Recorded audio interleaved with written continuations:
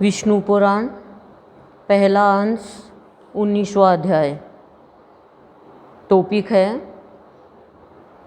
प्रहलाद कृत भगवत गुण वर्णन और प्रहलाद की रक्षा के लिए भगवान का सुदर्शन चक्र को भेजना। श्री पराशर जी बोले, हिरण्यकश्यपु ने कृत्या को भी विफल हुई सुन अपने पुत्र प्रहलाद को बुलाकर उनके इस प्रभाव का कारण पूछा। पराशर जी बता रहे हैं मैत्रेय को, तो क्या बोल रहे हैं कि हिरण्यकश्यपु ने अपने पुत्र को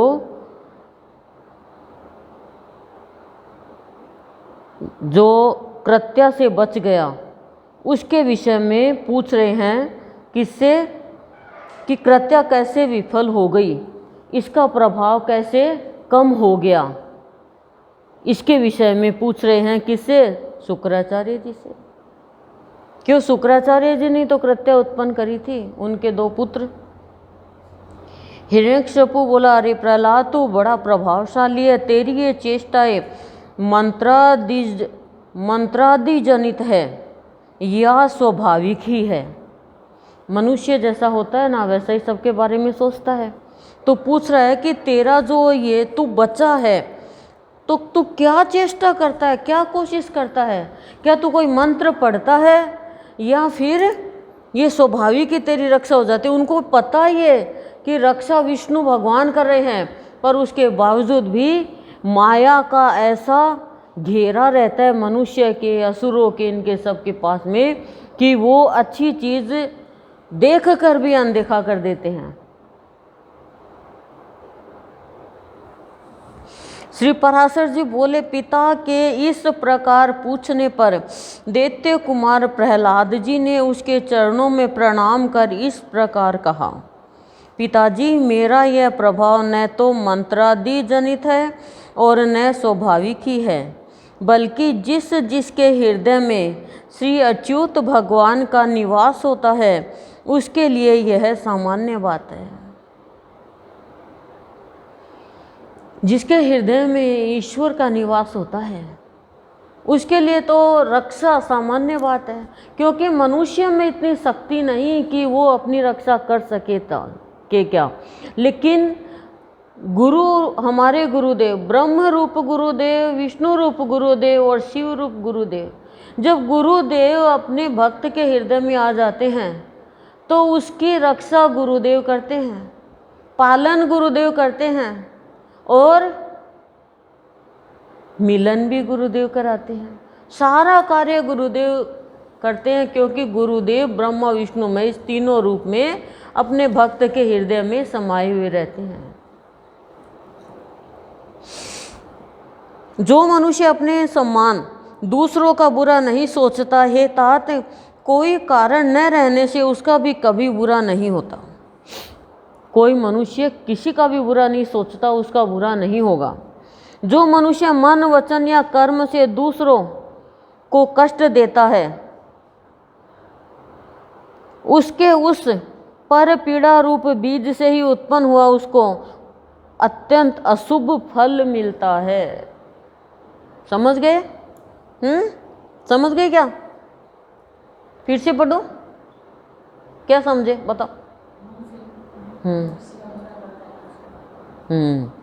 सही, एकदम करेक्ट। अपने सहित समस्त प्राणियों में श्री केशव को वर्तमान समझकर मैं न तो किसी का बुरा चाहता हूँ और न कहता या करता ही हूँ। भगवान को जो वर्तमान समय मान के चलता है कि जो वर्तमान मेरा ही भगवान, मेरा इष्ट है, तो फिर वो किसी का बुरा नहीं करेगा। क्यों? हम किस लिए बुरा करते हैं? या तो पीछे का सोचते हैं या फिर आगे के लिए, आगे के लिए। लेकिन जो ये मान ले मेरा जो वर्तमान समय है वो मेरा भगवान ही है, तो भूतकाल भी मेरा भगवान होगा, भविष्य मेरा भगवान होगा। और हम प्राणी सोचते हैं भविष्य में पुत्र ये करेगा, वंश चलेगा, भूतकाल में ऐसे हो गया, तो वो प्राणी वर्तमान को छोड़ देता है। जो वर्तमान को आदर देता है वो कभी दर दर नहीं भटकता। और जो वर्तमान को सम्मान देता है उसका भगवान के यहाँ से सम्मान होता है। पर हम वर्तमान को छोड़ के आगे की चिंता करते हैं, पीछे की चिंता करते हैं, वर्तमान खराब, और वर्तमान खराब तो सब खराब। गुरुदेव की शरण में आकर ही जाना है ये सब, नहीं तो हम सब भोंदू थे और भुंडे थे। अब तेज बने हैं विकार काटने वाले, और क्या थे? भोंदू थे, विकारों का पता नहीं था, विकार को ताकत समझ रहे थे। बोलो सही बात है ना? ताकत प्यार है, ताकत तो प्यार है, ताकत तो। एक पति के बिना सब डवाडोल हो जाता है, और एक भगवान के बिना, एक भगवान के बिना पूरा जीवन डवाडोल हो जाता है। करेक्ट है ना?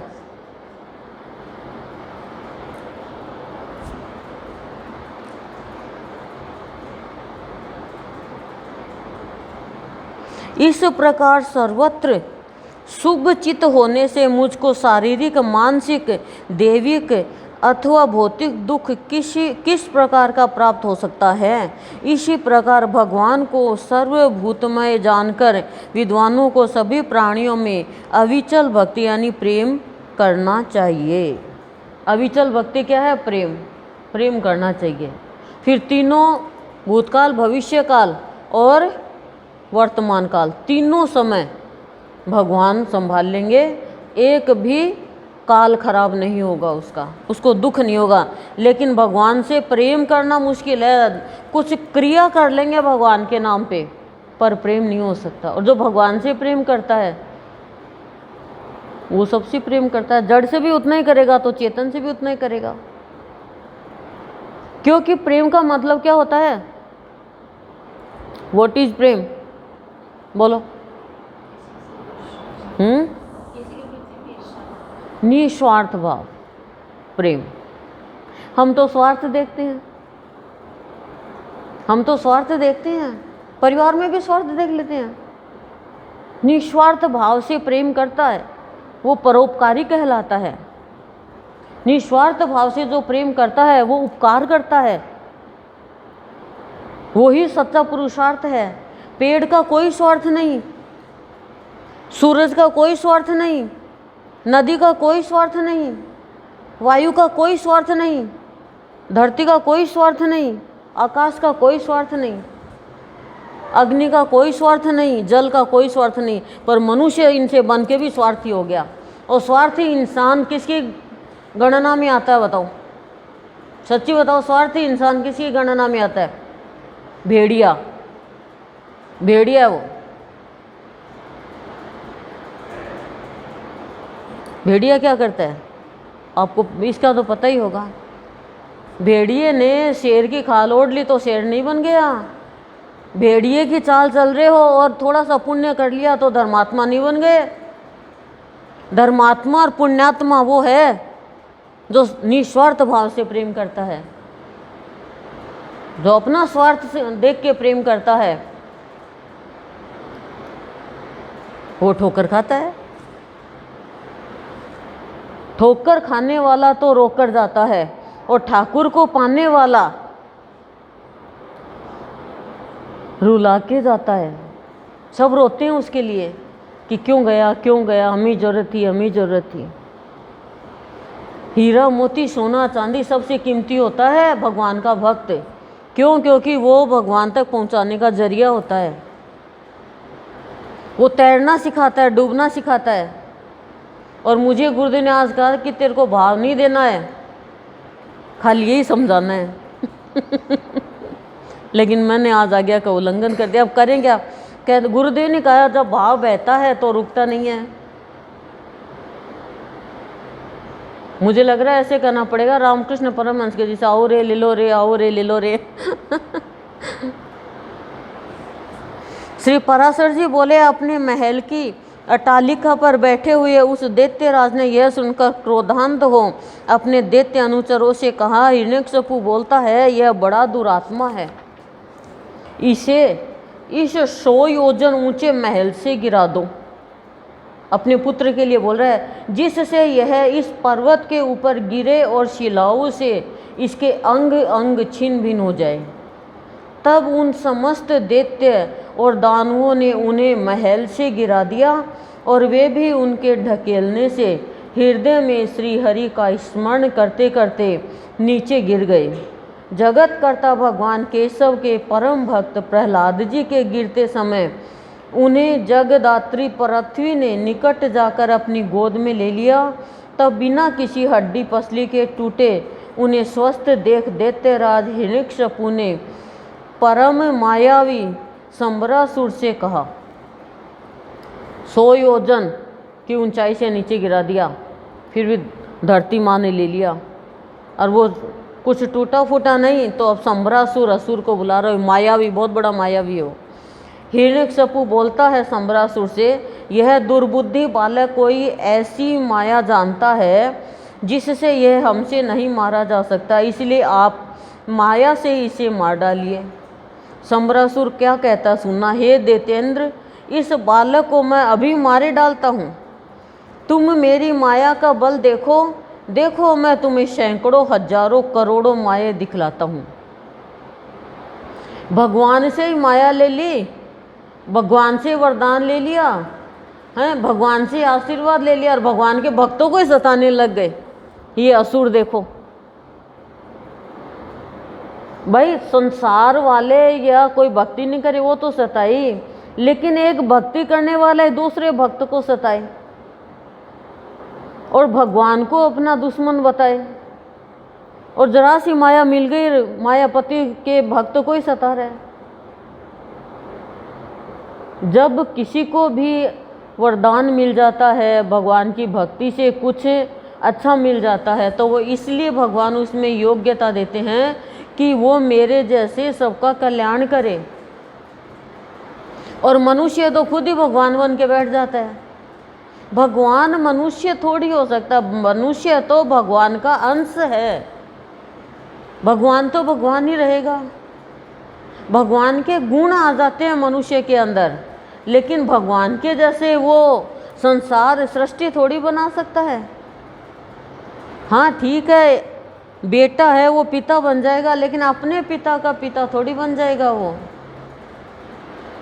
पर ऐसा जीवन नहीं जीता भगवान का भक्त, वो कि भी पत्ता है पेड़ से गिरा और उसमें कोई भी फिर शक्ति नहीं रही, वो मिट्टी हो जाएगा।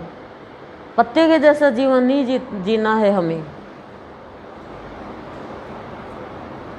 पराशर जी बोल रहे हैं, तब उस दुर्बुद्धि संबरासुर ने समदर्शी प्रहलाद के लिए उनके नाश की इच्छा से बहुत सी मायाएं रची, किंतु हे मैत्रेय, संबरासुर के प्रति भी सर्वथा द्वेषहीन रहकर प्रहलाद जी सावधान चित्त से श्री मधुसूदन भगवान का स्मरण करते रहे। उस समय भगवान की आज्ञा से उनकी रक्षा के लिए वहाँ ज्वाला मालाओं से युक्त सुदर्शन चक्र आ गया।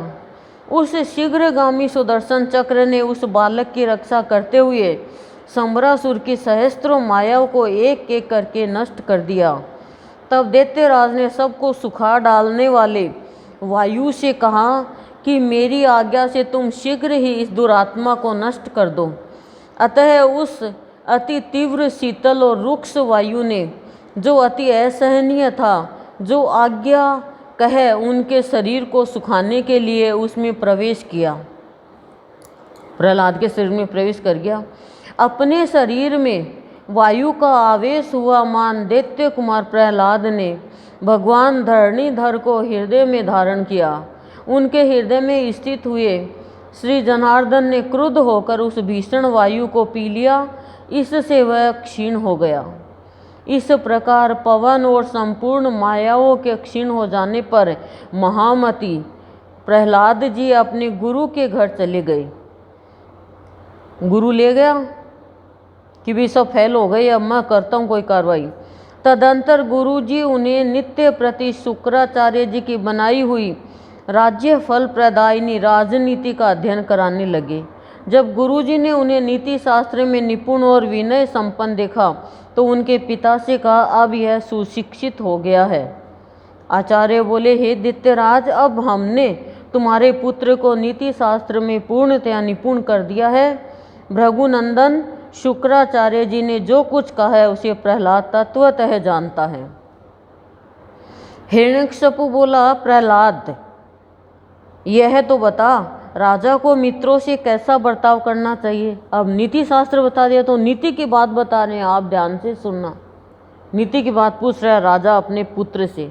राजा कौन है? हिरण्यकशिपु। प्रहलाद, यह तो बता, राजा को मित्रों से कैसा बर्ताव करना चाहिए और शत्रुओं से कैसा करना चाहिए। तब त्रिलोकी में जो मध्यस्थ दोनों पक्षों के हित चिंतक हो उनसे किस प्रकार आचरण करना चाहिए। 3 प्रश्न किए पिता ने पुत्र से। मंत्रियों, अमात्यों, बाह्य और अंतःपुर के सेवकों, गुप्तचरों, पूर्ववासियों, शंकितों यानी जिन्हें जीतकर बलात् दास बना लिया हो तथा अन्य अन्य जनों के प्रति किस प्रकार व्यवहार करना चाहिए। 4 प्रश्न कर लिए। हे प्रहलाद, यह ठीक ठीक बता कि करने और न करने योग्य कार्यों का विधान किस प्रकार करें। दुर्ग, आटलिक यानी जंगली मनुष्य आदि को किस प्रकार वशीभूत करे और गुप्त शत्रु रूप कांटे को कैसे निकाले। 7 प्रश्न। यह सब तथा और भी जो कुछ तूने पढ़ा हो वह सब मुझे सुना। मैं तेरे मन के भावों को जानने के लिए बहुत उत्सुक हूँ। पराशर जी बोल रहे हैं, तब विनय भूषण प्रहलाद जी ने पिता के चरणों में प्रणाम कर दैत्यराज हिरण्यकशिपु से हाथ जोड़कर कहा। नीति की बातें हैं, 7 प्रश्न किए हैं। शत्रु से कैसा व्यवहार करना चाहिए, मित्रों से कैसा करना चाहिए, जंगली इन पशु के मनुष्य को कैसे वश में करना चाहिए, और शुभ चिंतक है इनके बीच में मतलब कैसा व्यवहार करना चाहिए। ठीक है। अब प्रहलाद जी बोल रहे हैं, पिताजी इसमें संदेह नहीं, गुरुजी ने तो मुझे इन सभी विषयों की शिक्षा दी है और मैं उन्हें समझ भी गया हूँ, परंतु मेरा विचार है कि नीतियाँ अच्छी नहीं है। गुरुजी ने मुझे अच्छी शिक्षा दी है और मैंने समझा भी है, लेकिन मैं ये सोचता हूँ, विचार करता हूँ कि नीतियाँ अच्छी नहीं है। साम, दान तथा दंड और भेद ये सब उपाय मित्रादि के साधने के लिए बतलाए गए हैं। मित्र आदि को साधने के लिए बतलाए गए, साम, दाम, दंड, भेद, इसमें साम दान है। किंतु पिताजी आप क्रोध न करें, मुझे तो कोई शत्रु मित्र आदि दिखाई नहीं देते, और हे महाभावो, जब कोई साध्य ही नहीं है तो इन साधनों से लेना ही क्या। मित्रादि के लिए साम, दाम, दंड, भेद बता दिया, लेकिन करें मेरे को तो मित्र शत्रु नजर ही नहीं आए, तो फिर इन साधनों की जरूरत ही क्या है, साम, दान, दंड, भेद की। हे तात सर्वभूतात्मक जगन्नाथ जगन्मय परमात्मा गोविंद में भला शत्रु मित्र की बात ही कहाँ है। श्री विष्णु भगवान तो आप में, मुझ में और अन्यत्र भी सभी जगह वर्तमान है, फिर यह मेरा मित्र है और यह मेरा शत्रु है, ऐसा भेदभाव कोई स्थान ही कहाँ है। ये तो मनुष्य की भाषा है। इसलिए हे तात अविद्याजन्य दुष्कर्मों में प्रवृत्त करने वाले इस वाग्जाल को सर्वथा छोड़कर अपने शुभ के लिए ही यत्न करना चाहिए। हे दैत्यराज, अज्ञान के कारण ही मनुष्यों की अविद्या में विद्या बुद्धि होती है। बालक क्या अज्ञानवश खद्योत को ही अग्नि नहीं समझ लेता। कर्म वही है जो बंधन का कारण न हो, और विद्या भी वही है जो मुक्ति की साधिका हो। कर्म वही है जो बंधन का कारण है, हम तो बंध जाते हैं कर्मों में, और विद्या वही है जो मुक्ति की साधिका हो। इसके अतिरिक्त और कर्म तो परिश्रम रूप तथा अन्य विद्याएं कला कौशल मात्र ही है। हे महाभागी, इस प्रकार इन सब को असार समझकर अब आपको प्रणाम कर मैं उस उत्तम सार बताता हूँ। अब उत्तम सार बता रहे हैं इन सबको मैं प्रणाम करके, आप श्रवण कीजिए। प्रहलाद बोल रहे हैं, छोटा सा बच्चा है, राज्य पाने की चिंता किसी नहीं होती और धन की अभिलाषा भी किसको नहीं होती, तथापि ये दोनों मिलते उन्हीं को है जिन्हें मिलने वाले होते हैं। बिना कारण क्यों लड़ाई झगड़ा? करो चाहे, मिलते उन्हीं को है जिनको मिलने वाले हो। हम कहते अरे रे हाथ से निकल गई, नौकरी हाथ से निकल गई, बिजनेस हाथ से निकल गया। मनुष्य अपने भाग्य को छोड़कर और दूर भागना चाहता है। उसको ये नहीं पता भाग्य तो यही है। दूर भाग भाग के आ गए कहीं तो वापस कर लिया यहीं पे ही काम धंधा, बाहर की हवा खाया ही हमारे ही परिवार में एक बार तो 7-8 लोग और विदेश चले गए, कोई झांसा दे के और टिकट बनवा ली, और टिकट तो बनती 70-80 हज़ार की, और वहाँ जाने के बाद में कुछ नहीं, काम नहीं और नहीं, और पैसा ले लिया उनसे बस। बेचारे बोले जल्दी से बुलाओ नहीं तो जेल में डाल देंगे हमें। घर वालों के रुपये डबल लग गए, वापस बुलाए तो पैसे। तो ये क्या है? लालच कि वही विदेश में कुछ मिलेगा। और ऐसे ही हम क्या करते हैं, हम दान धर्म करते हैं कि स्वर्ग मिलेगा। स्वर्ग तो यही है। यहाँ दुखी हो रही हो आप, गुरुदेव का क्या कहना है? नरक बुरी भावना, यही नरक है। बुरी भावना ही मनुष्य को नरक, जीवन नरकमय बना देती है। बुरी भावना क्या है? दूसरे से जलना, ईर्ष्या करना, गुस्सा करना, घृणा करना, बुरा कर्म करना, यही तो नरक है। और क्या है? आप खुश हो, शांत हो और उत्साह में हो, यही स्वर्ग है। शांति से सो रहे हो, दाल रोटी खा रहे हो। दाल रोटी घिया रोटी से भी महंगी है। घिया आएगी 10 रुपये किलो या 15 रुपये किलो, दाल आएगी 70-80 रुपये किलो, हैं बोलो। ये दोनों मिलते उन्हीं को है जिन्हें मिलने होते हैं। क्या? धन की अभिलाषा और राज्य पाने की चिंता। ठीक है। अब दुर्योधन को नहीं मिला, कितने कोशिश करी उसने, लड़ाई झगड़ा किया, नहीं मिला तो नहीं मिला उसको। देख लो। हे महाभाग, महत्व प्राप्ति के लिए सभी यत्न करते हैं, तथापि वैभव का कारण तो मनुष्य का भाग्य ही है, उद्यम नहीं, यानी व्यापार नहीं। क्या कितनी अच्छी बात बताइए, हमारे सबके लिए है। हे महाभाग, महत्व प्राप्ति के लिए सभी यत्न करते, मेरे को महत्व मिले, मेरे को महत्व मिले। ठीक है, पर सोना है वो महत्व नहीं चाहता, फिर भी उसको महत्व मिलेगा। महत्वपूर्ण कार्य करो, महत्व मिलेगा। महत्वहीन कार्य करने वाले को महत्व कहाँ मिलेगा? आज गुरुदेव बाबा को महत्व मिल रहा है, क्यों? क्योंकि इन्होंने सबका कल्याण किया, इन्होंने सबका महत्व समझा।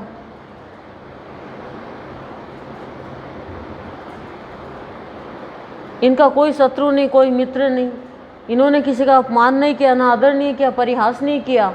हमारे तो कूट कूट के भरा हुआ है ये। आ जाओ कोई घर पे, खदे को नहीं, 1 मिनट में बोल देंगे हम तो। और फिर मम्मी आपने कहा, मैंने बोल दिया नहीं है, पर वो मौसी बोली कि तेरी माँ दीदी तो मेरे को बुला के, ये मौसी आई थी क्या? ओ पहले क्यों नहीं बताया? अब मुझे क्या पता पहले अरे उसको तो मैंने बुला ही रखा था, मैं भूल गई। मैं सोची पड़ोसन आई है, रोज आती है वो, ये करते हम तो गई वो बहन। अब उसने फ़ोन किया कि तुम दीदी आपने कहा था आना रहा आपने, आप कहीं चली गई। अब बोली भाई मैं गई नहीं, वो पड़ोसन रोजी ना आ जाओ ना। तो मैं झूठ बोली, छोरा ने बोली कि ना रे तू खदे को नहीं। और लड़का उसका जानता नहीं, क्योंकि वो पहली बार ही आई थी मिलने के लिए। हो गया ना? तो भाई तू यहाँ का भी काम कर रहा है सत्संग करके, हैं? झूठ भी बोले तो होगी ना बेइज्जती अब बताओ, चाहे बहन हो चाहे भाई हो, कर्म तो खुद के ही काम आएंगे, ना बहन बचाएगी ना भाई बचाएगा। ये करते हैं हम तो अपने जीवन में डिंगा मस्ती अब कैसे महत्व मिलेगा बताओ? वैभव का कारण तो मनुष्य का भाग्य ही है, उद्यम नहीं है, कि कोई व्यापार वगैरह नहीं है। वैभव तो उसी को मिलेगा, गौरव तो उसे मिलेगा जो उसके भाग्य में लिखा है। भाग्य में नहीं लिखा तो वैभव कैसे मिलेगा? हे प्रभु, जड़ अविवेकी निर्बल ध्यान से सुना, जड़ अविवेकी निर्बल और अनित्यों को भी भाग्यवश नाना प्रकार के भोग और राज्यादि प्राप्त होते हैं, क्योंकि भाग्य से मिल रहे हैं ना। तो जो मतलब जड़ वस्तु है, जड़ में चला गया, जो विवेक नहीं है, निर्बल कमजोर है एकदम, और नीति के हिसाब से नहीं चल रहा है, उसे भी भाग्यवश नाना प्रकार के भोग और राज्यादि प्राप्त होते हैं। इसलिए जिसे महान वैभव की इच्छा हो उसे केवल पुण्य संचय का ही यत्न करना चाहिए, और जिसे मोक्ष की इच्छा हो उसे भी समत्व लाभ का ही प्रयत्न करना चाहिए। दो चीज़ बताइए, आप ध्यान से सुनना। जिसे महान वैभव की इच्छा हो उसे केवल पुण्य संचय यत्न करना चाहिए। अब हम लोग पुण्य ही करते हैं थोड़ा बहुत कि हमें स्वर्ग मिले, स्वर्ग का वैभव मिले, थोड़े दिन के लिए टेम्परेरी स्वर्ग मिलेगा, वापस यहीं धड़ाम से आना पड़ेगा फिर। लेकिन जिसे मोक्ष की इच्छा हो वो समत्व लाभ का ही प्रयत्न करे, समता का भाव रखे। समता क्या है? समत्व भाव क्या है? अमृत। देव, मनुष्य, पशु, पक्षी, वृक्ष और शरीर सर्प, ये सब भगवान विष्णु से भिन्न से स्थित हुए भी वास्तव में श्री अनंत के ही रूप है। इस बात को जानने वाला पुरुष संपूर्ण चराचर जगत को आत्मवत देखे, क्योंकि यह सब विश्व रूपधारी भगवान विष्णु ही है। हर रूप भगवान के बता दिए, तभी तो कहा तो में राम, ओ में राम, खड़ग में राम, खंभ में राम। तभी तो कहा। बोले क्या इस खंभ में भी, स्तंभ में भी है? बोले हाँ, और उसी में से भगवान प्रकट हो गए। ऐसा जान लेने पर वे अनादि परमेश्वर भगवान अच्युत प्रसन्न होते हैं, और उनके प्रसन्न होने पर सभी क्लेश क्षीण होते हैं। जब ये मनुष्य को ज्ञान है तो भगवान प्रसन्न हो जाएंगे। क्यों प्रसन्न हो जाएंगे? क्योंकि दुर्गुण नहीं है ना, एक भी कोई चाह नहीं है, बस भगवान, सब में भगवान को देख रहे हैं। श्री पराशर जी बोल रहे हैं, यह सुनकर हिरण्यकशिपु ने क्रोध पूर्वक अपने राज सिंहासन से उठकर पुत्र प्रहलाद के वक्ष स्थल में लात मारी। बोलो, इतनी अच्छी बात बताने पर भी यदि हमें भी, क्या बोली मैं, हमें भी कोई छोटा बच्चा भी ज्ञान दे रहा है, परिवार में या सत्संग में या पड़ोस में या कहीं और सत्संग कर रहे हैं वहाँ पे, कहीं XYZ जगह, तो उससे यदि हम भाव नहीं ले रहे हैं और ऐसे बेकार है, कोई मतलब तो है नहीं, तो क्या होगा? हमारे अंदर आसुरी प्रवृत्ति है। मान के चलना आप, हिरण्यकशिपु में और हमारे में कोई कमी नहीं है। सही है गलत? सही बात कहती हूँ मैं, गलत कहती नहीं।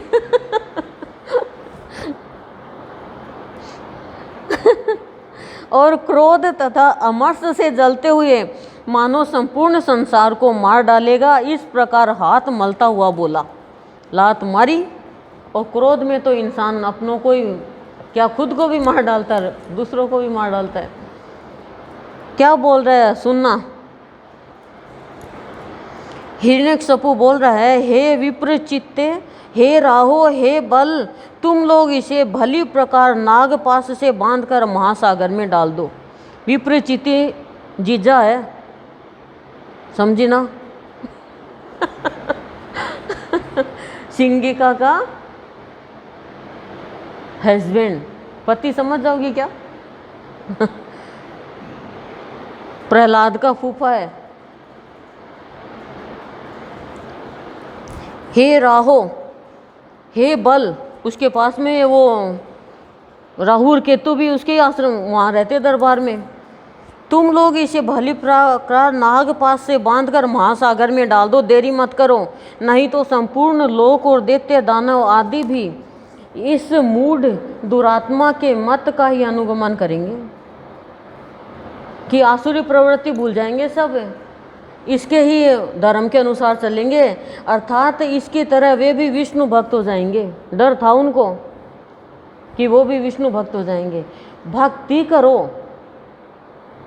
भक्ति करने के लिए किसी को भी ऐसे मना नहीं है अभी की, लेकिन करो तो ऐसे कि जो आपको मुक्ति दिला दे। और गुरु के बिना मुक्ति दिलाएगा, और गुरु भी अनेक है। तो ये तो आप सोचो क्यों हम मूड बने हुए हैं। अरे मूड कभी भी गुड प्राप्त नहीं कर सकता,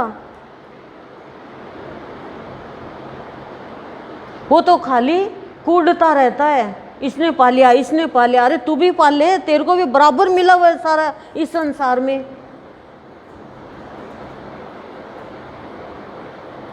आप इतने लोगों के पास गए होंगे, कथा भी वाले हैं, चरण भी छुएंगे, लेकिन आपको क्या ज्ञान हुआ, क्या शांति मिली, क्या आपके परिवार में भी गुरुदेव शांति कर रहे हैं? बोलो, आप कुछ तो बोलो, मुंह खोलो, मिश्री खोलो, जीवन बनाओ।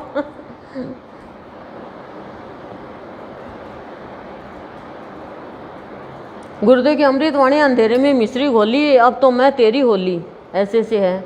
अंधेरे में क्या मिश्री घोली, मतलब मैं अंधेरे में पड़ी थी, ये मेरे भगवान, और तूने मेरे जीवन में मिश्री घोल दी, यानी मिठास घोल दी। अब मिठास ऐसी घोल दी कि मैं अब किसी की हो नहीं सकती। नहीं तो मैं कभी किसकी होती, कभी किसकी होती, कभी तो किसी भगवान को कहती तेरी हूँ, तेरी हूँ, तेरी हूँ। अब मैं कहती हूँ भगवान मैं तेरी हूँ खाली, और मैं किसी की भी नहीं हूँ। बोलो, बोला करो, मिश्री घोला करो। भगवान की बात बोलनी चाहिए, नहीं तो नींद आने लग जाती है।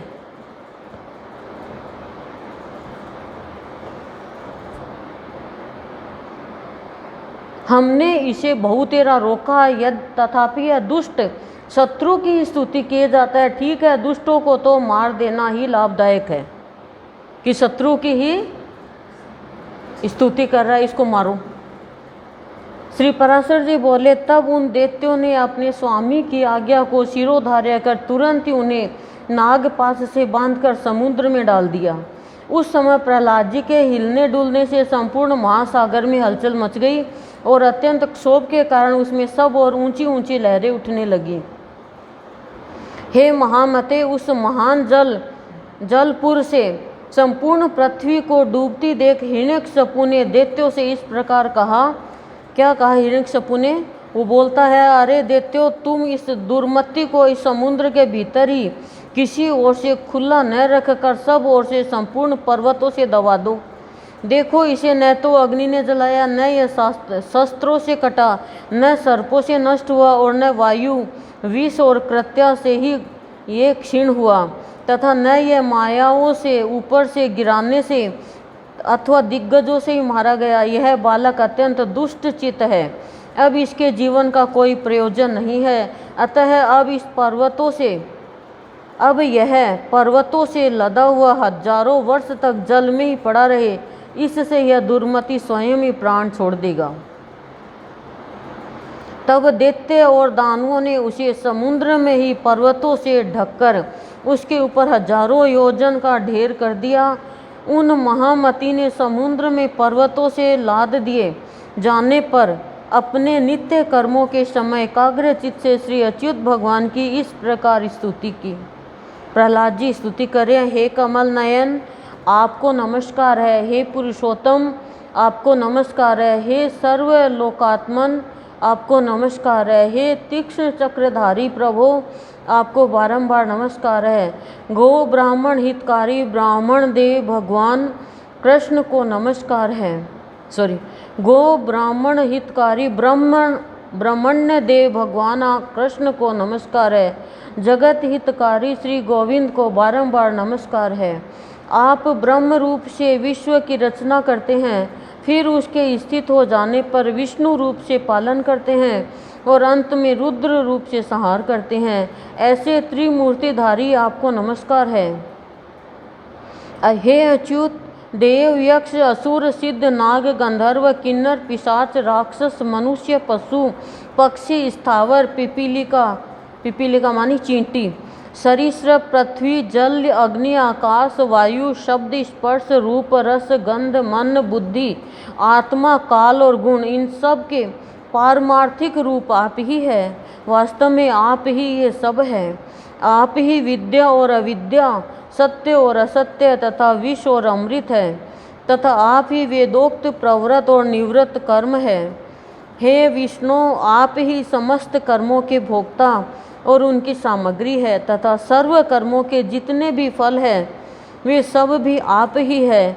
हे प्रभु, मुझ में तथा अन्यत्र समस्त भूतों और भुवनों में आप ही के गुण और ऐश्वर्य की सूची का व्याप्ति हो रही है।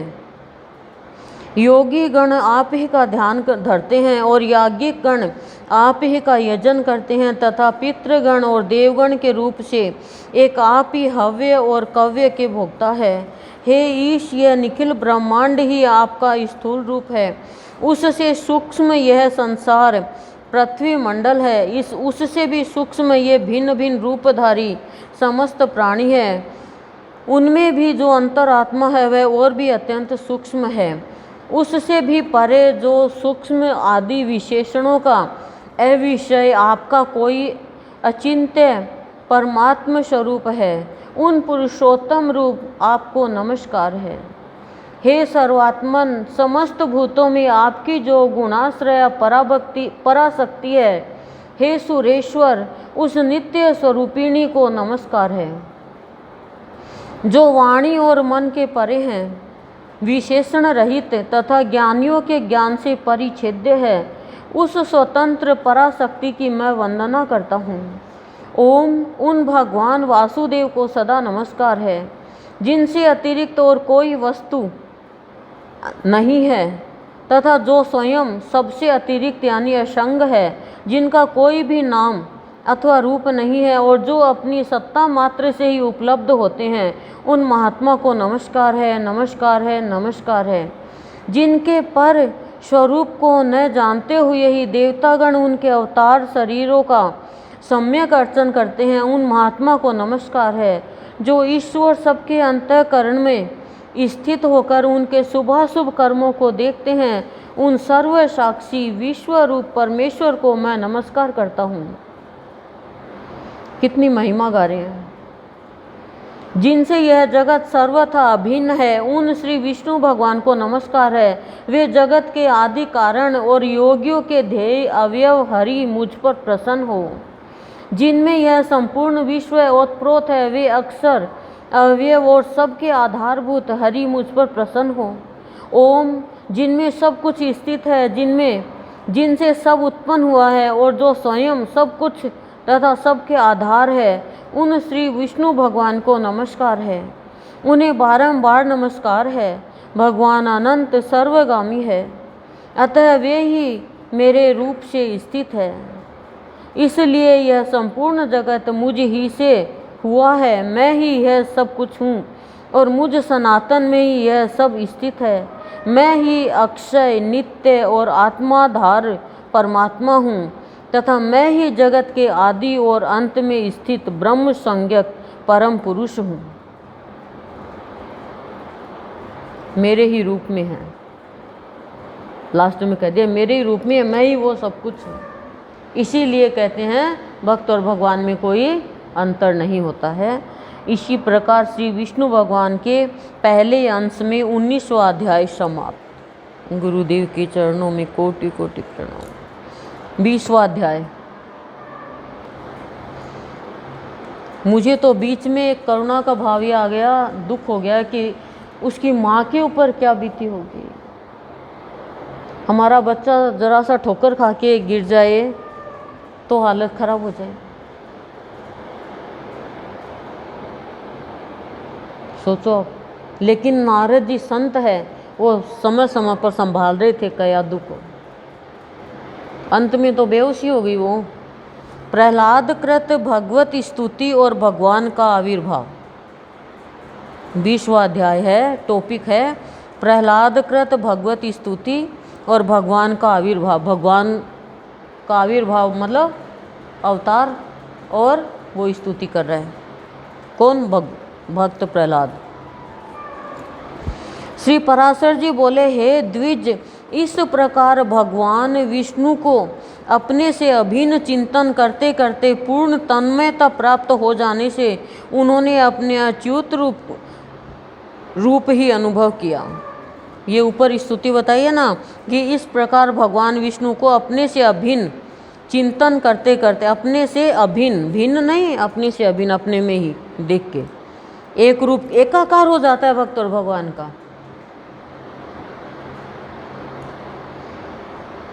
करते करते पूर्ण तन्मयता प्राप्त हो जाने से उन्होंने अपने को अच्युत रूप ही समझा। देखो कितनी अच्छी बात बताई है, शब्दों पे आप ध्यान दो।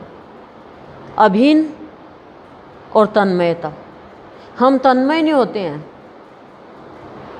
तन्मयता मतलब भगवान में ही एकदम लीन, कुछ बाहर का पता नहीं, वो ही भक्ति भगवान में मिलाती है।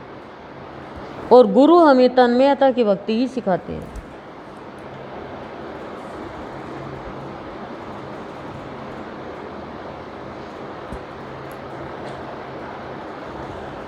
वे अपने आप को भूल गए।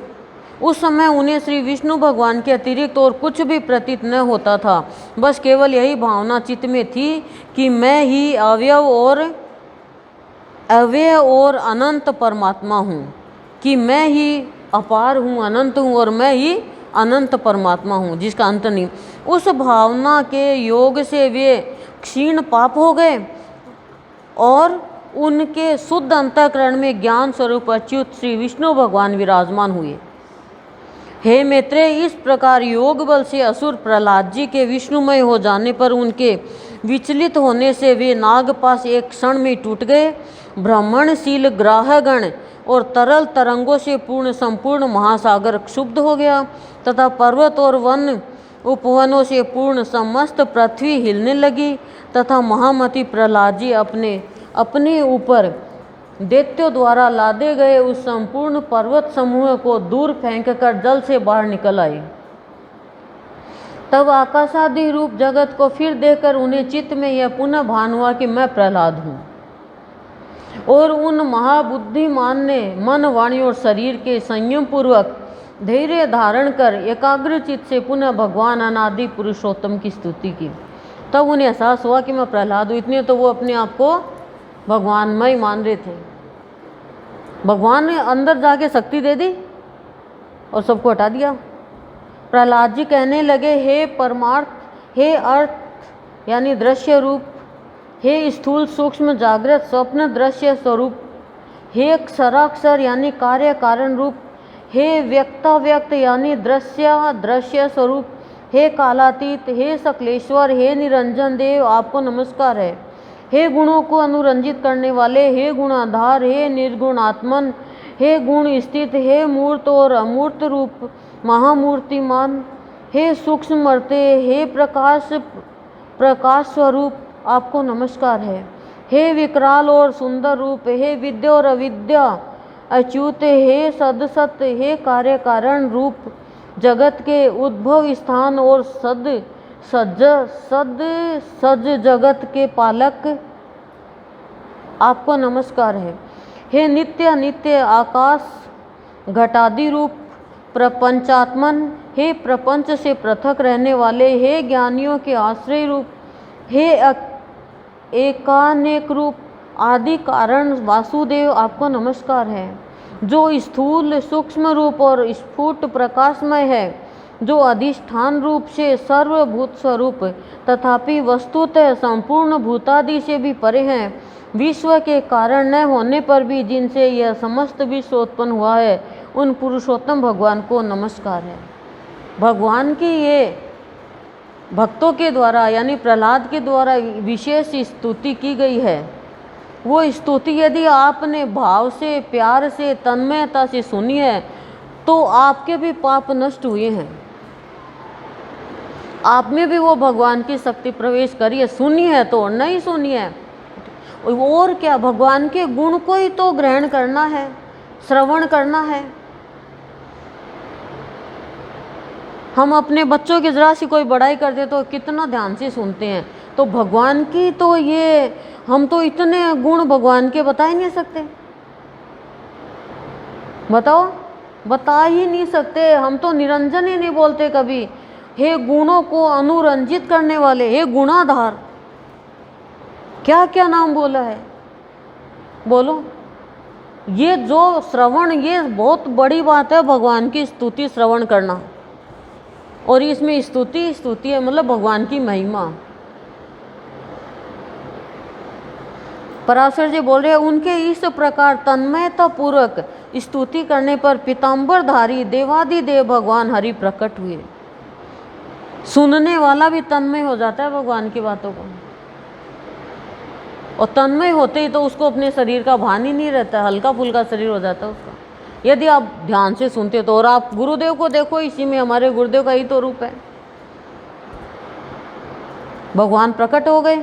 हे द्विज, उन्हें सहसा प्रकट हुए देख वे खड़े हो गए और गदगद वाणी से विष्णु भगवान को नमस्कार कर, विष्णु भगवान को नमस्कार है, ऐसा बारंबार कहने लगे। प्रहलाद जी बोल रहे हैं, हे शरणागत दुख हारी श्री केशव नंद केशव देव प्रसन्न होइए। हे अच्युत, अपने पुण्य दर्शनों से मुझे फिर भी पवित्र कीजिए। हे श्री भगवान बोले, हे प्रहलाद, मैं तेरी अनन्य भक्ति से अति प्रसन्न हूँ, तुझे जिस वर की इच्छा हो मांग ले। अनन्य भक्ति से, तभी भगवान हमारे ऊपर प्रसन्न नहीं होते हैं। हमारे ऊपर क्यों, मेरे ऊपर तो है, मैं तो अनन्य भक्ति कर रही हूँ, मेरे ऊपर तो प्रसन्न है। मैं भगवान की जान, भगवान मेरी जान। तभी है ये सुंदर जहान।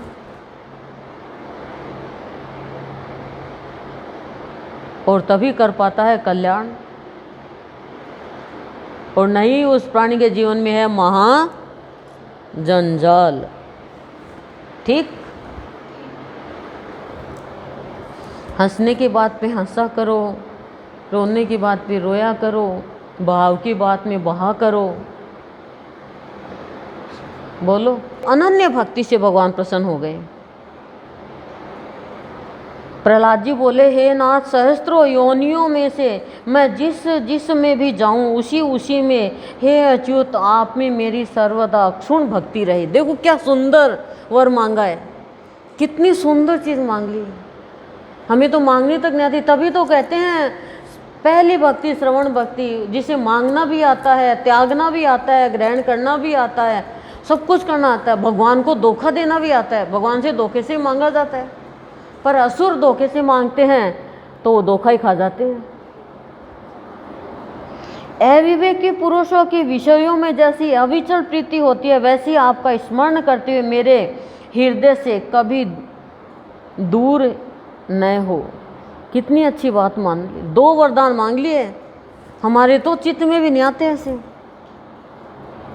श्री भगवान बोले, हे प्रहलाद, मुझ में तो तेरी भक्ति है ही। प्रहलाद, भगवान बोले, हे प्रहलाद, मुझ में तो तेरी भक्ति है ही और आगे भी ऐसी ही रहेगी, किंतु इसके अतिरिक्त भी तुझे और जिस वर की इच्छा हो मुझसे मांग ले। तो प्रहलाद बोल रहा है, आगे क्या बोल रहा है सुनना। हे देव, आपकी स्तुति में प्रवृत्त होने से मेरे पिता के चित्त में मेरे प्रति जो द्वेष हुआ है, उन्हें उससे जो पाप लगा है वो नष्ट हो जाए। बोलो, गजब की बात मान ली कि मैं आपकी भक्ति कर रहा हूँ, मेरे पिता ने मेरे साथ में बहुत गलत काम किया तो उनका पाप सारा नष्ट हो जाए। इसके अतिरिक्त तो उनकी आज्ञा से मेरे शरीर पर जो शस्त्रघात किए गए, मुझे अग्नि समूह में डाला गया, ध्यान से सुना, सर्पों से कटवाया गया, भोजन में विष दिया गया, बांधकर समुद्र में डाला गया, शिलाओं से दबाया गया तथा और भी जो दुर्व्यवहार पिताजी ने मेरे साथ किए हैं, वे सब आप में भक्ति रखने वाले पुरुष के प्रति द्वेष होने से उन्हें उनके कारण जो पाप लगा है, हे प्रभु, आपकी कृपा से मेरे पिता उससे शीघ्र ही मुक्त हो जाए। महान पुरुषों की पहचान है ये। श्री भगवान बोले, हे प्रहलाद, मेरी कृपा से तुम्हारे ये सब इच्छाएं पूर्ण होगी। हे असुर कुमार, मैं तुमको एक वर और भी देता हूँ, तुम्हें जो इच्छा हो मांग लो। भगवान का जी नहीं भरता वर देते देते। प्रहलाद बोले, हे भगवान, मैं तो आपके इस वर से ही कृत्य हो गया कि आपकी कृपा से आप में मेरी निरंतर अविचल भक्ति रहेगी। हे प्रभु, संपूर्ण जगत के कारण रूप आप में जिसकी निश्चल भक्ति है, मुक्ति भी उसकी मुट्ठी में रहती है, फिर धर्म अर्थ काम से तो उसे लेना ही क्या। श्री भगवान बोले प्रहलाद को, हे प्रहलाद, मेरी भक्ति से युक्त तेरा चित्त जैसा निश्चल है, उसके कारण तू मेरी कृपा से परम निर्वाण पद प्राप्त करेगा, मतलब मुक्ति मिलेगी तुझे। श्री पराशर जी बोले, हे मैत्रेय, ऐसा कहे भगवान उनके देखते देखते अंतर्धान हो गए और उन्होंने भी फिर आकर अपने पिता के चरणों की वंदना की। हे द्विज, तब पिता हिरण्यकशिपु ने जिसे नाना प्रकार से पीड़ित किया था, उस पुत्र का सिर सूंघ कर आंखों में आंसू भरकर कहा, बेटा जीता तो है, मतलब जीत तो तू गया। वह महान असुर अपने किए पर पछताकर फिर प्रहलाद से प्रेम करने लगा और इसी प्रकार धर्मज्ञ प्रहलाद जी भी अपने गुरु और माता पिता की सेवा शुश्रूषा करने लगे। हे मैत्रेय, तदंतर नृसिंह रूपधारी भगवान विष्णु द्वारा पिता के मारे जाने पर वे दैत्यों के राजा हुए। हे द्विज, फिर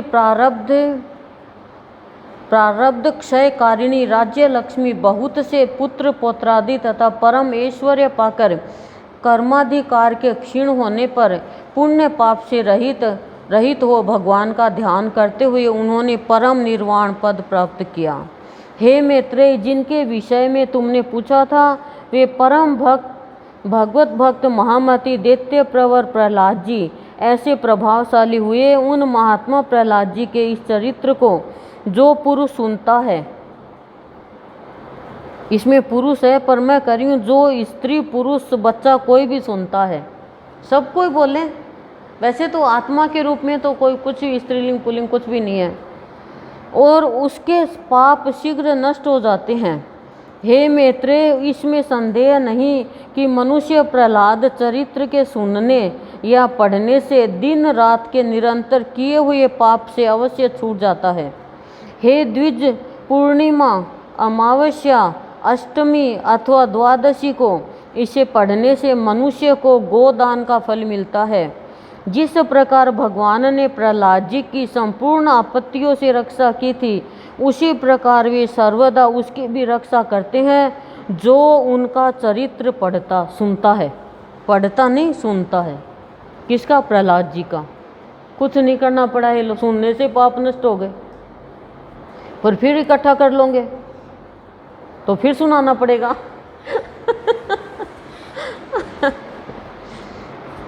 इस प्रकार श्री विष्णु पुराण के पहले अंश में 20वां अध्याय समाप्त। गुरुदेव की चरणों में कोटि कोटि। 21वां अध्याय कश्यप जी की अन्य स्त्रियों के वंश एवं मरुदगण की उत्पत्ति का वर्णन। ठीक है। श्री पराशर जी बोले, शंहराद के पुत्र आयुष्मान शिबी और वास्कल थे तथा प्रहलाद के पुत्र विरोचन थे और विरोचन से बलि का जन्म हुआ। हे महामुने, बलि के 100 पुत्र थे, जिनमें बाणासुर सबसे बड़ा था। हिरण्याक्ष के पुत्र उत्कुट, शकुनी, भूत संतापन, महानाभ, महाबाहु तथा कालनाभ आदि सभी महाबलवान थे। कश्यप जी की एक दूसरी स्त्री दनु के पुत्र पुत्रियाँ थे। ऐसे कश्यप जी की स्त्री ताम्रा की शुकी, शैनी, भाषी, सुग्रीवी, शुचि और गृध्रिका, ये भी 6 अति प्रभावशाली कन्याएं कही जाती है। इनके भी खूब पुत्र और पुत्रियाँ थी। ऐसे तो हे साधु श्रेष्ठ, हे ब्राह्मण, यह स्वरोचिष मनवंतर की सृष्टि का वर्णन कहा जाता है।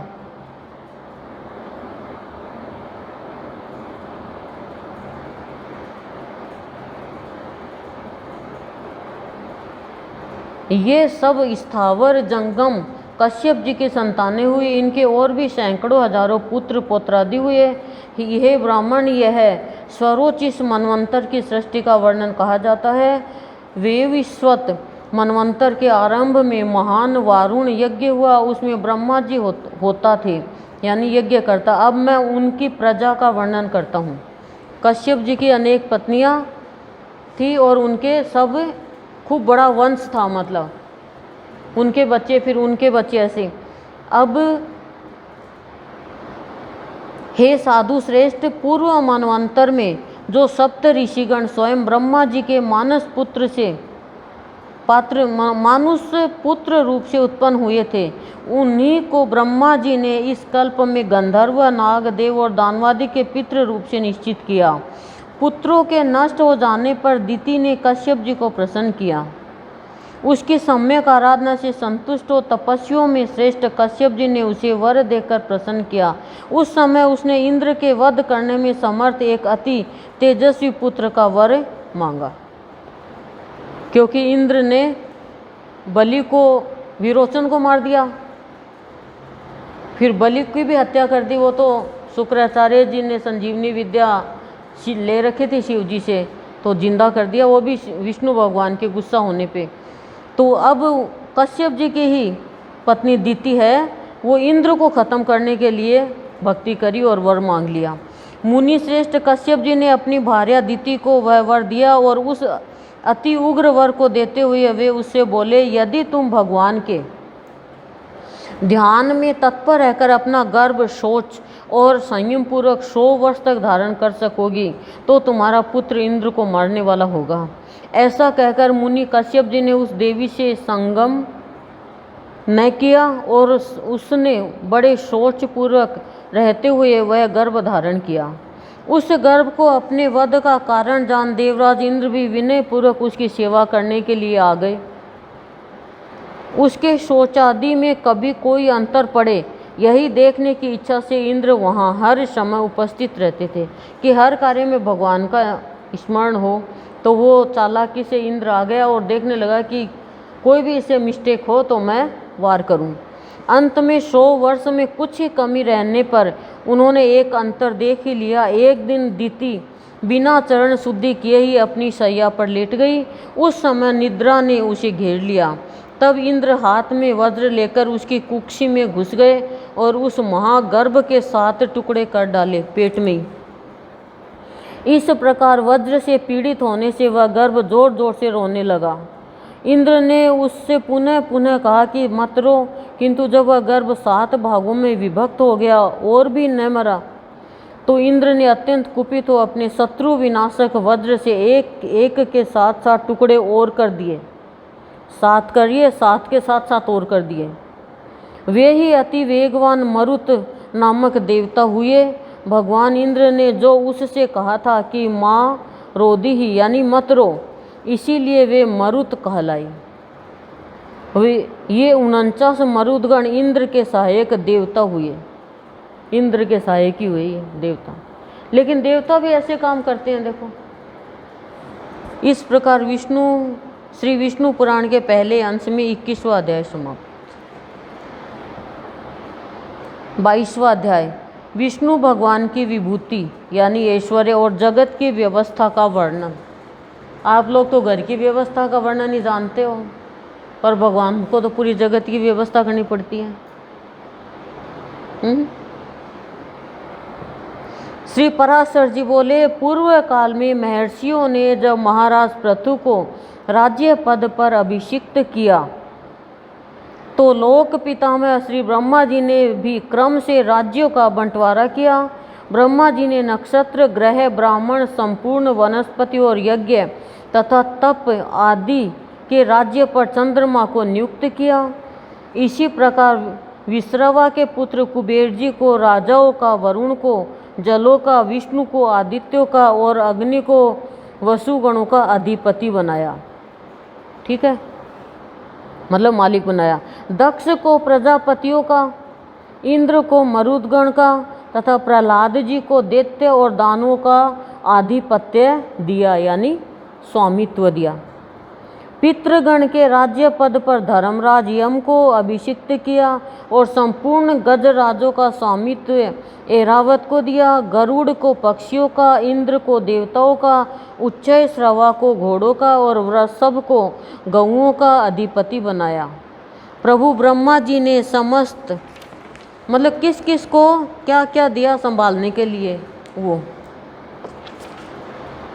प्रभु ब्रह्मा जी ने समस्त मृगों, वन्य पशुओं का राज्य सिंह को दिया और सर्पों का स्वामी शेषनाग को बनाया, स्थावरों का स्वामी हिमालय को, मुनिजनों का कपिल देव जी को और नख तथा दाढ़ वाले मृगगण का राजा व्याघ्र यानी बाघ को बनाया, तथा प्लक्ष यानी पाकर को वनस्पतियों का राजा किया। इसी प्रकार ब्रह्मा जी ने और जातियों के प्राधान्य की भी व्यवस्था की। इस प्रकार राज्यों का विभाग करने के अनंतर प्रजापतियों के स्वामी ब्रह्मा जी ने सब और दिक्पालों की स्थापना की। उन्होंने पूर्व दिशा में वैराज प्रजापति के पुत्र राजा सुधन्वा को दिक्पाल पद पर अभिषिक्त किया तथा दक्षिण दिशा में कर्दम प्रजापति के पुत्र राजा शंख पद की नियुक्ति की। कभी च्युत न होने वाले यानी पतन नहीं होने वाले रजस पुत्र महात्मा केतुमान को उन्होंने पश्चिम दिशा में स्थापित किया और पर्जन्य प्रजापति के पुत्र अति दूरदर्श राजा हिरण्य रोमा को उत्तर दिशा में अभिषिक्त किया। वे आज तक 7 द्वीप और अनेकों नगरों से युक्त इस संपूर्ण पृथ्वी का अपने अपने विभागानुसार धर्म पूर्वक पालन करते हैं।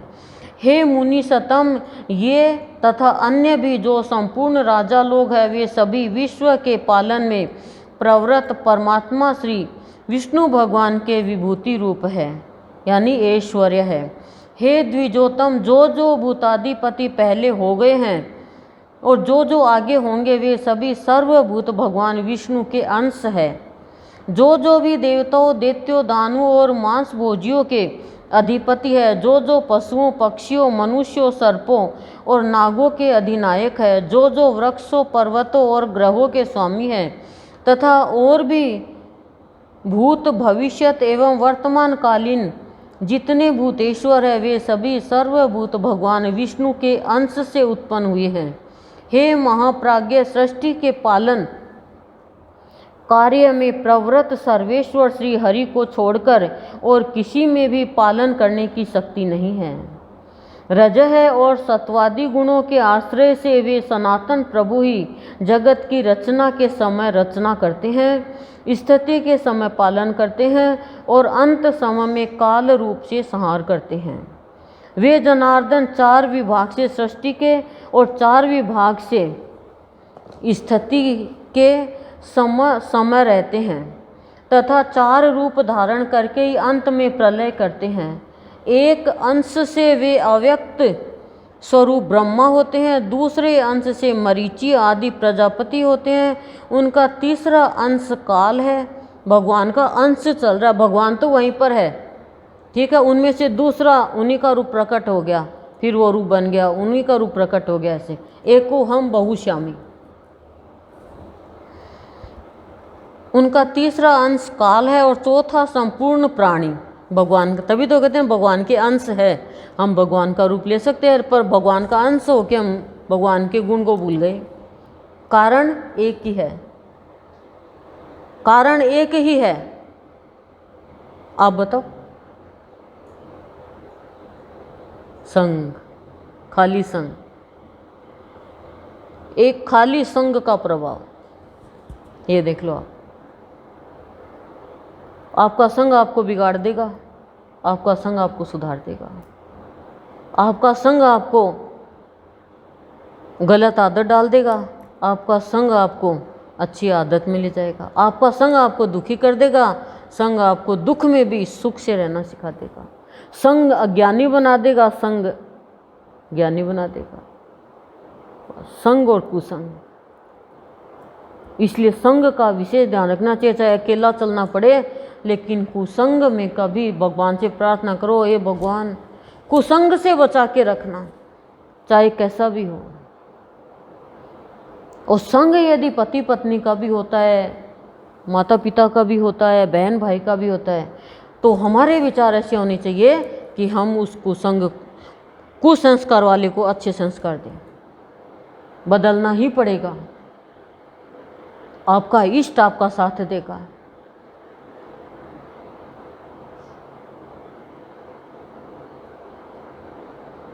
समझे? ठीक है या गलत है? तो सुनो अब, फिर वे पुरुषोत्तम सत्व गुण का आश्रय लेकर जगत की स्थिति करते हैं। उस समय वे एक अंश से विष्णु होकर पालन करते हैं, दूसरे अंश से मनु आदि होते हैं तथा तीसरे अंश से काल और चौथी से सर्वभूतों में स्थित होते हैं तथा अंत काल में वे अजन्मा भगवान तमोगुण की वृत्ति का आश्रय ले एक अंश से रुद्र रूप, दूसरे भाग से अग्नि और अंतकादि रूप, तीसरे से काल रूप और चौथे से संपूर्ण भूत स्वरूप हो जाते हैं।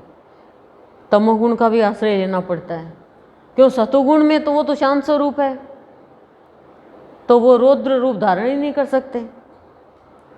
अग्नि रूप, अंतकादि रूप, काल रूप और भूत स्वरूप हो ही नहीं सकते।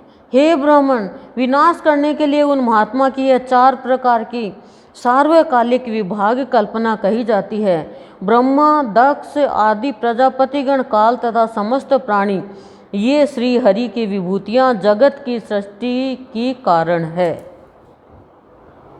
जगत की सृष्टि बनती है, तीनों गुणों से ही बनती है, एक गुण काम नहीं होता करता है। हे द्विज, विष्णु, मनु आदि काल और समस्त भूतगण, ये जगत की स्थिति के कारण रूप भगवान विष्णु की विभूतियां हैं तथा रुद्र, काल, अंतकादि और सकल जीव श्री जनार्दन की ये 4 विभूतियां प्रलय की कारण रूप है। हे द्विज, जगत के आदि और मध्य में तथा प्रलय पर्यंत भी ब्रह्मा, मरीचि आदि तथा भिन्न भिन्न जीवों से ही सृष्टि हुआ करती है। सृष्टि के आरंभ में पहले ब्रह्मा जी रचना करते हैं, फिर मरीचि आदि प्रजापतिगण और तदंतर समस्त जीव क्षण क्षण में संतान उत्पन्न करते हैं। प्रजापति का मतलब तो जानते हो ना आप? प्रजा का पति, जो प्रजा को बढ़ावा देते हो, उनको चलाते हो। गृहपति तो जानते हो क्या? जगतपति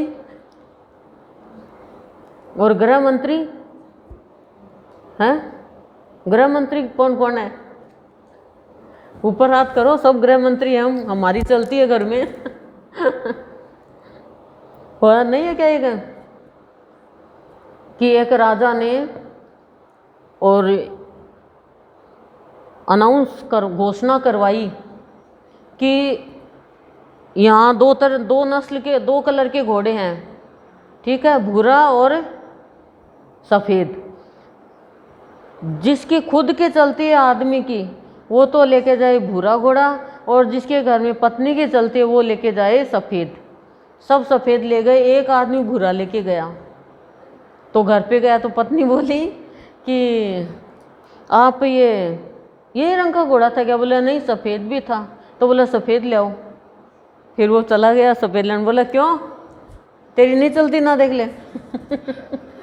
तो गृह मंत्री कौन हुआ? हम ही हुई ना, मंत्रियों की चलती है। एक मन मंत्री है,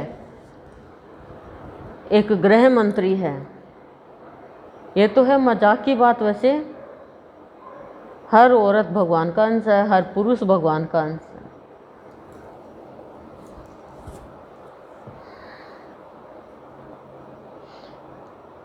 हे द्विज, काल के बिना ब्रह्मा, प्रजापति एवं अन्य समस्त प्राणी भी सृष्टि रचना नहीं कर सकते। अतः भगवान काल रूप विष्णु ही सर्वदा सृष्टि के कारण है। हे मैत्रेय, इसी प्रकार जगत की स्थिति और प्रलय में भी उन देव के 4 विभाग बताए गए हैं। हे द्विज, जिस किसी जीव द्वारा जो कुछ भी रचना की जाती है, उस उत्पन्न हुए जीव की उत्पत्ति में सर्वथा श्री हरि का शरीर ही कारण है।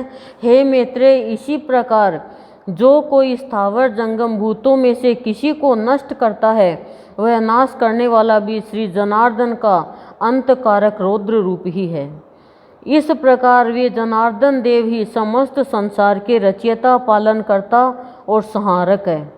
अंतकारक मतलब अंत करने वाला, तथा वे ही स्वयं जगत रूप ही है।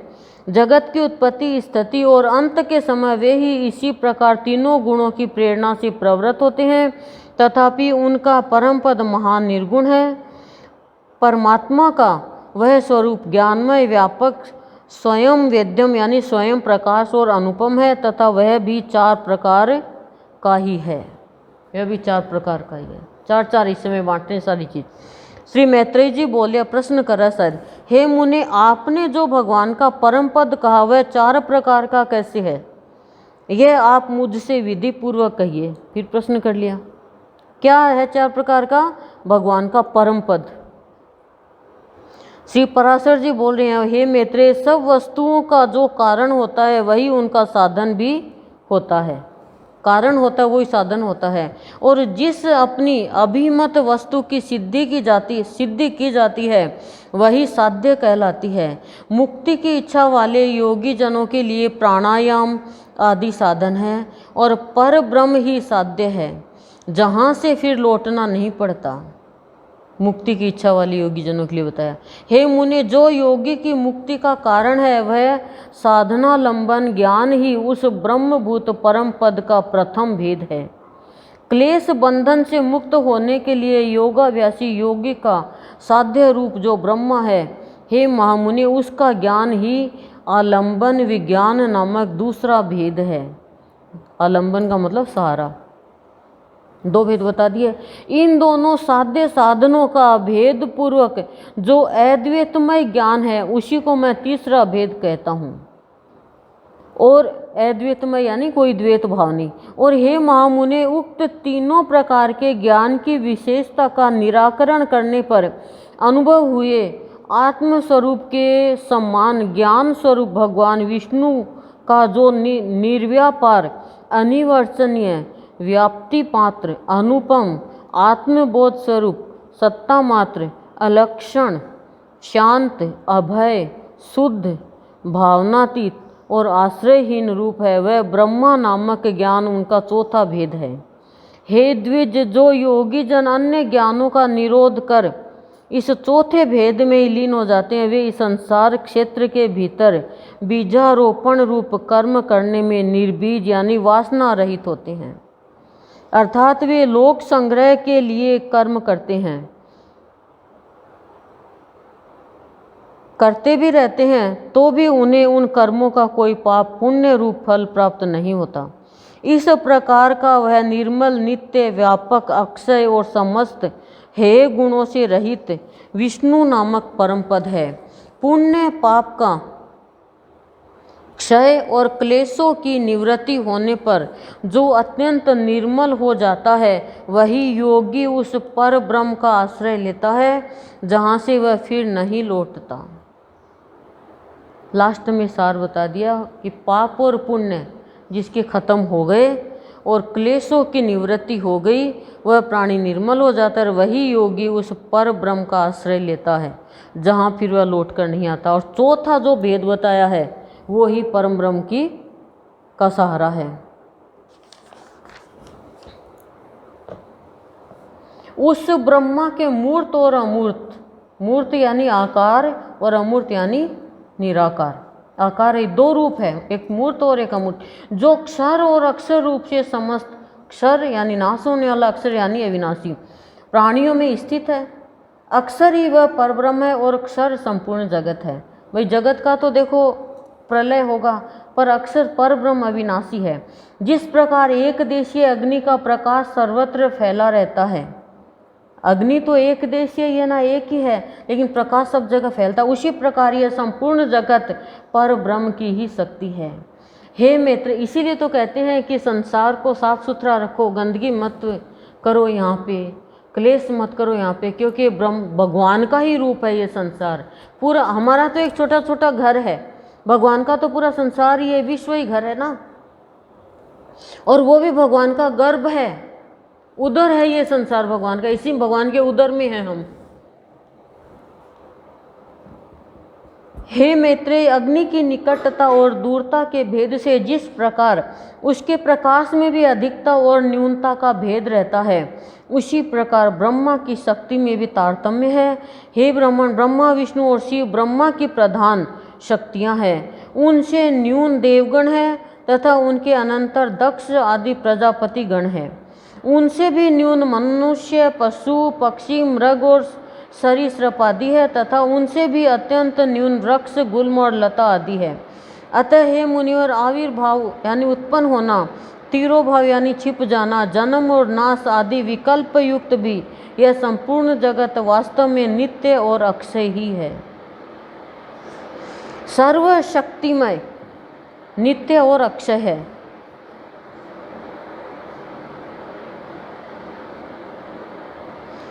सर्वशक्तिमय विष्णु ही ब्रह्मा के पर स्वरूप तथा मूर्त रूप है, जिनका योगी जन योगारंभ के पूर्व चिंतन करते हैं।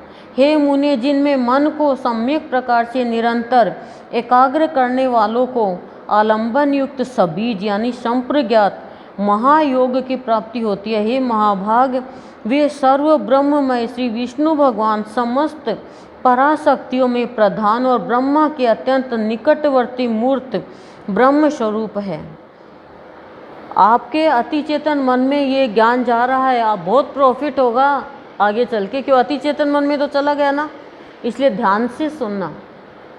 आपका अहंकार आपको, मन आपको कह रहा है कि छोड़, लेकिन अति चेतन मन में जाने दो ध्यान से।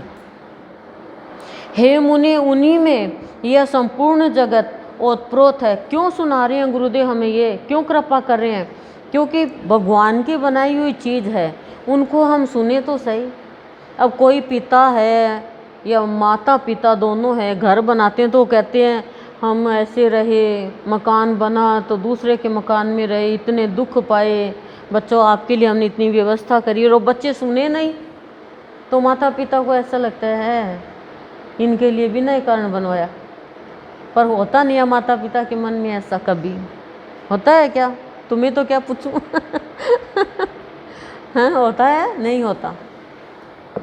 होता है तो होता होगा भाई, लेकिन नहीं होता। क्यों? बनाते हैं बच्चों के लिए सब कुछ, व्यवस्था तो बच्चों के लिए ही करते हैं ना, कि बच्चे परेशान। ऐसे ही हम सब भगवान के बच्चे हैं, तो भगवान ने हमारे लिए कितनी अच्छी व्यवस्था करी है।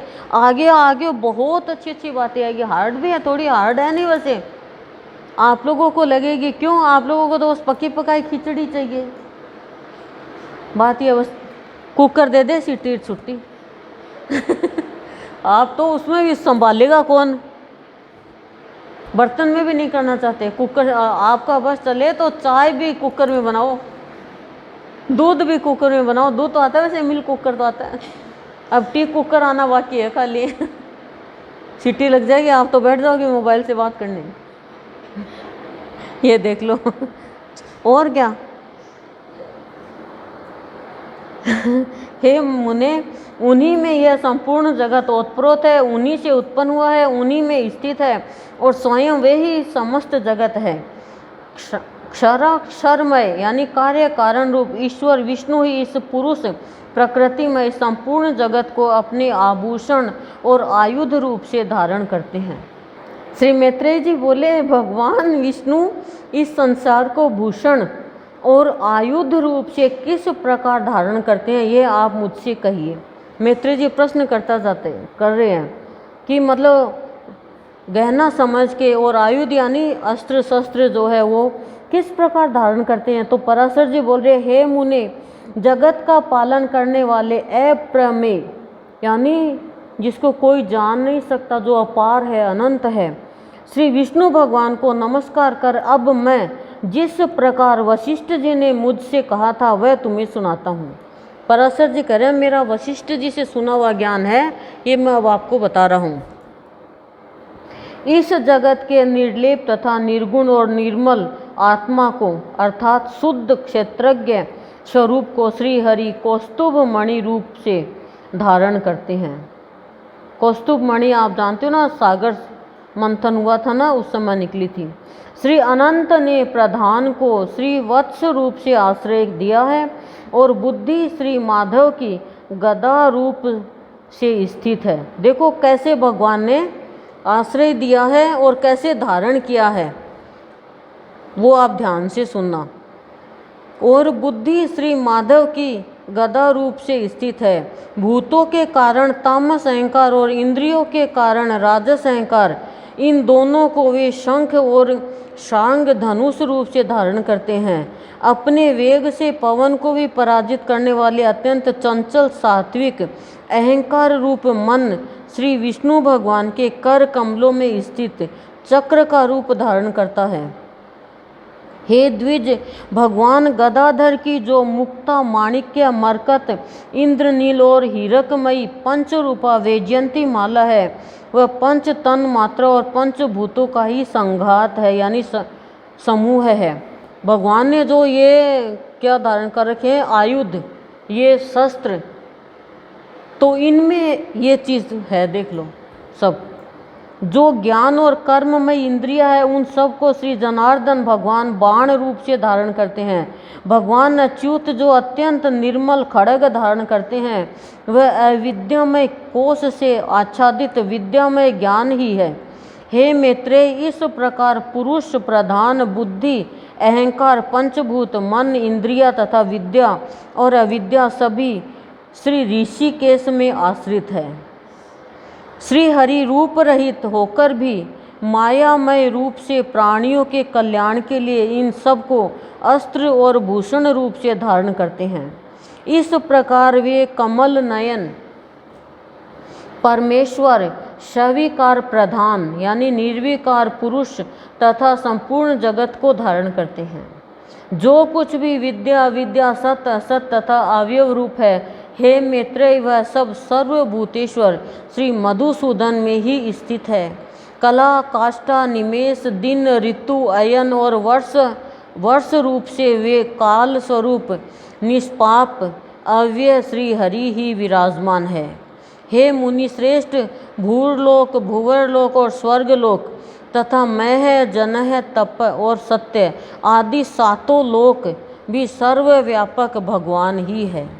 7 लोक, ध्यान रखो, कोई बात लिख भी लिया करो। 7 लोक है, भूलोक, भुवरलोक, स्वर्गलोक, महलोक, जन, तपय और सत्य, ये 7 लोक हैं। सभी पूर्वजों के पूर्वज तथा समस्त विद्याओं के आधार श्री हरि ही स्वयं लोकमय स्वरूप से स्थित है। निराकार और सर्वेश्वर श्री अनंत ही भूत स्वरूप होकर देव, मनुष्य और पशु आदि नाना रूपों से स्थित है। ऋक्, यजुः, साम और अथर्ववेद, इतिहास यानी महाभारत आदि, उपवेद यानी आयुर्वेद आदि, वेदांत वाक्य, समस्त वेदांग, मनु आदि कथित समस्त धर्मशास्त्र, पुराण आदि सकल शास्त्र, आख्यान, अनुवाक यानी कल्पसूत्र तथा समस्त काव्य चर्चा और राग रागिनी आदि जो कुछ भी वे सब शब्द मूर्तिधारी परमात्मा विष्णु का ही शरीर है। ये सारे जो ग्रंथ है ना, भगवान का शरीर है। ये देख लो आप, हर चीज़ भगवान है, कुछ भी ऐसा नहीं जो भगवान नहीं है। 4 वेद बताओ, 4 वेद के नाम। अब सब शामिल में ये नहीं, साम्यलता में कि भाई कौन बोला कौन। 4 वेद का तो पता ही होना चाहिए आपको, ऋग्वेद, सामवेद, यजुर्वेद और अथर्ववेद। 7 लोक कौन से?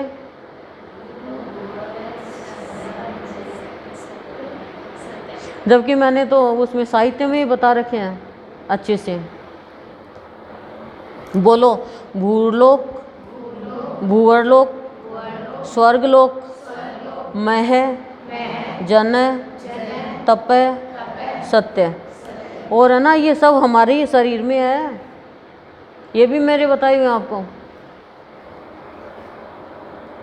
इस लोक में अथवा कहीं और भी जितने मूर्ति, इस लोक में अथवा कहीं और भी जितने मूर्त अमूर्त पदार्थ हैं, वे सब उन्हीं का शरीर है, जो दिखने वाले और नहीं दिखने वाले हैं। मैं तथा यह संपूर्ण जगत जनार्दन श्री हरि ही है, उनसे भिन्न और कुछ भी कार्य कारणादि नहीं है। जिसके चित्त में ऐसी भावना है, उसे फिर देह जन्य राग द्वेष आदि द्वंद्व रूप रोग की प्राप्ति नहीं होती।